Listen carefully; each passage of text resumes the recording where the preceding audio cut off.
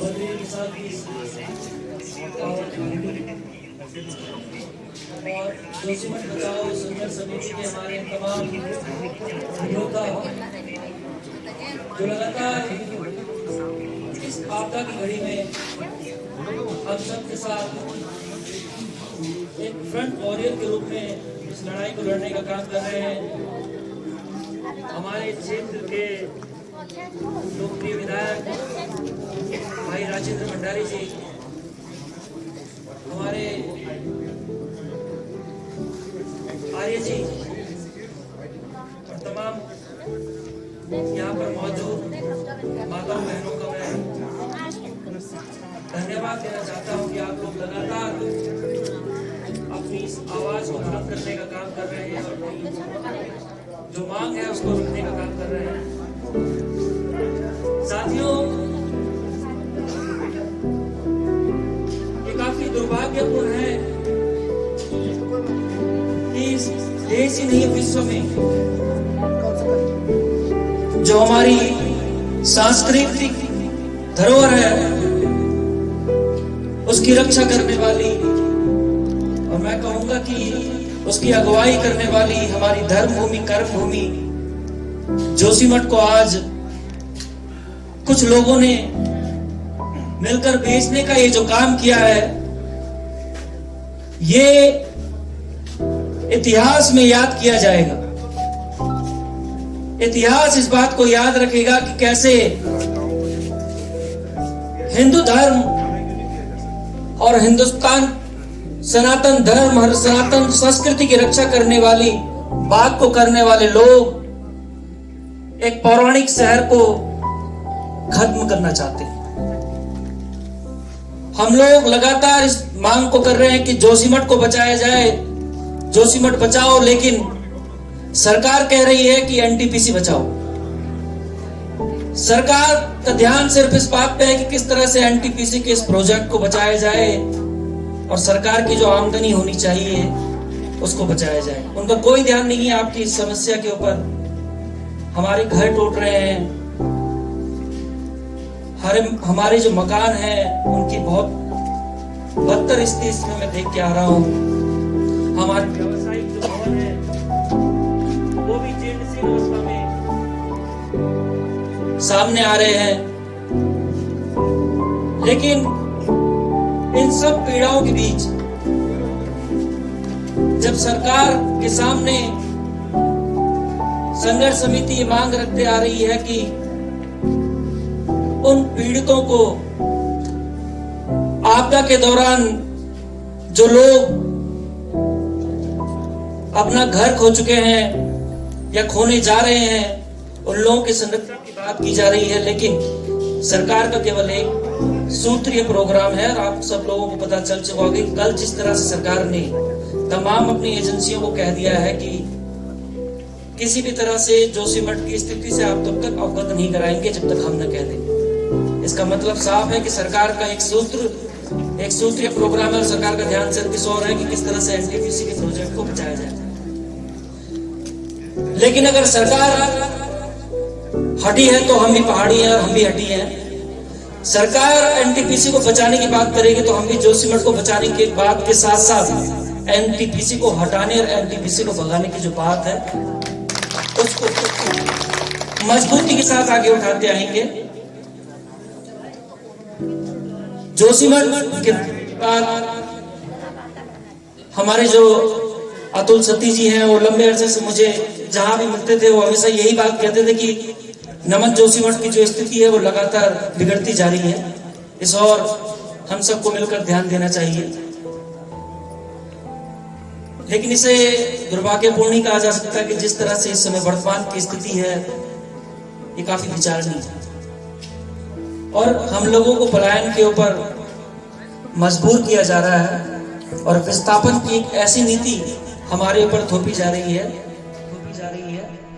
कि जिसमें कहा गया है कि 1.5 लाख रुपए आपको दे दिए जाएंगे और आप लोग अपनी अपनी जगहों को खाली करेंगे। तो मैं सरकार से कहना चाहता हूं कि 1.5 लाख आप हमें दे रहे हैं, हमारी तरफ से 3-3 लाख रुपए हम सरकार को देने का काम करेंगे और कहेंगे कि एनटीपीसी को ऐसे हमें तुम्हारे पैसों की जरूरत नहीं है, हमें तुम्हारे प्रलोभनों की जरूरत नहीं है। हमें जरूरत है अपने जोशीमठ को बचाने की, और इसके लिए हम अपनी माताओं, बहनों, हमारे बुजुर्ग, जितने भी यहाँ पर लोग उपस्थित हैं और जितने नहीं आ पा रहे हैं, उन सब की ओर से जोशीमठ को बचाने का काम करेंगे। रणजीत सिंह, ये आपने एक नाम आजकल बहुत ज्यादा चर्चाओं में सुना होगा, आपदा प्रबंधन देख रहे हैं, और मैं आप लोगों को बताना चाहूंगा कि 20,000 करोड़ रुपए से ज्यादा आपदा प्रबंधन के नाम पर इस सरकार ने खर्च कर चुकी है। और आप बता सकते हैं ना, उस 20,000 करोड़ में से आप लोगों को आपदा के नाम पर कुछ राहत मिली होगी? ना मुझे मिली, ना हमारे माननीय विधायक और जितने भी गणमान्य लोग यहाँ पर बैठे हैं, उनको किसी को इस चीज का हिसाब किताब पता नहीं कि 20,000 करोड़ आखिर गए कहाँ। और हम लोगों को 5-5 हजार, 1.5 लाख का झुंझुना जो पकड़ाया जा रहा है, इसको लेकर मैं यही रणजीत सिन्हा से ये बात कहना चाहूंगा कि रणजीत सिन्हा, इस बात को समझ लो, कान खोल कर सुन लो कि जिस सचिवालय की तुम धौंस देकर हमारे ऊपर हावी होने की कोशिश कर रहे हो, उसी सचिवालय में तुम्हारे संगठन के नीचे हमारे लोग मौजूद हैं। और अगर तुमने एक कदम आगे बढ़ाया तो 4 कदम आगे बढ़ाकर तुम्हें जमीन में दबाने का काम शुरू कर देंगे।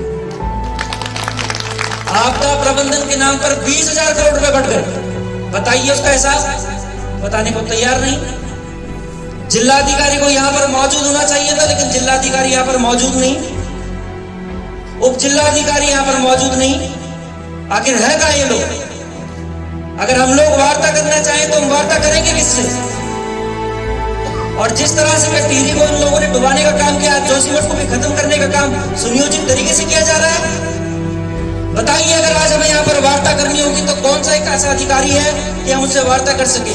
एक होंगे। मैं आते ही यहाँ पे देख रहा था कि एक महाशय को यहाँ पर बैठा रखा है, क्या हम इनसे वार्ता करें? क्या ये हमारी बातों को अंजाम तक पहुंचा सकते हैं? कहाँ है वो रणजीत सिन्हा?